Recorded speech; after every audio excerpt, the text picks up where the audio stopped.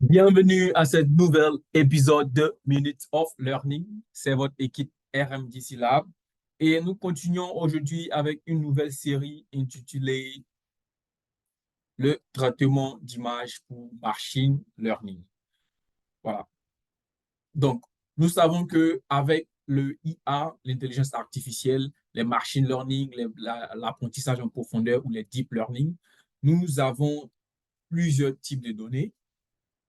Dans les données traditionnelles ou conventionnelles, nous avons les données structurées, numériques, temporelles, comme les données tabulaires qu'on a souvent dans Excel. Mais avec l'avancement de l'IA ou de l'intelligence artificielle, nous avons de nouvelles types de données, comme par exemple les données non structurées. Voilà. Et on a les images, l'audio, les vidéos, les textes. Tout cela sont aujourd'hui des données que nous pouvons utiliser dans nos recherches, que ce soit dans l'agriculture, la science et la médecine et plusieurs autres domaines. Donc aujourd'hui, nous allons commencer cette série de traitement d'images. Donc nous allons nous focaliser sur les images. Parce que quoi? C'est très facile d'avoir des images comme données, on peut se retrouver à faire des analyses où on n'a pas forcément les données. Avec les images, on peut simplement prendre une caméra et tirer les photos.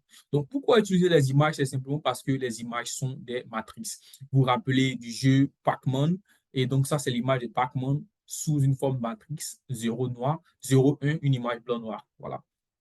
Donc, vous êtes dans la recherche, vous avez des données, vous voulez améliorer vos résultats, et bien, vous pouvez aussi utiliser les techniques deep learning ou machine learning pour faire plusieurs analyses. Mais avant d'approcher ces analyses, eh bien, les images que vous allez utiliser ont besoin d'être traitées. Voilà. Donc, si vous êtes par exemple dans la science, vous voulez faire une étude des scanners, un conseil, tout ça, vous devez pouvoir par exemple analyser ces images que nous voyons ici et pouvoir les diviser en plusieurs, pas le faire manuellement. On peut utiliser par exemple utiliser un modèle de classification pour déterminer différents types de feuilles, si vous êtes dans l'agriculture par exemple, ou même si vous êtes dans tout ce qui est détection de visage par exemple avec les nouveaux portables et tout ça. Et bien, tous ces genres d'applications d'images, comme dans l'agriculture, le type de sol, eh bien, on a besoin de pouvoir traiter ces images. Par exemple, cette image que nous avons là, la partie du ciel où on voit le ciel avec les nuages, cette partie n'est pas nécessairement importante pour notre étude. Donc, cette partie doit être enlevée ou l'image doit être traitée. Voilà. Donc, quand on parle de réseaux de neurones, on parle d'abord de avant traitement des images, avant d'utiliser, par exemple, ces images-là dans les réseaux neuraux.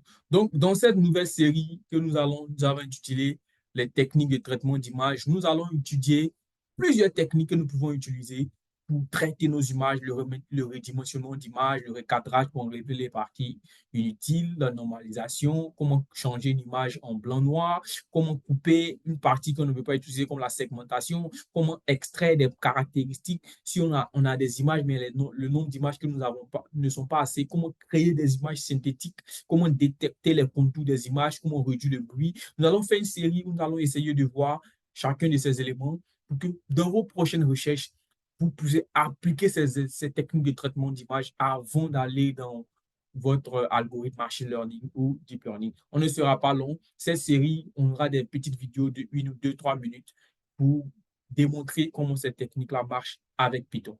Voilà. C'était votre équipe RMDC Lab et on dit à bientôt.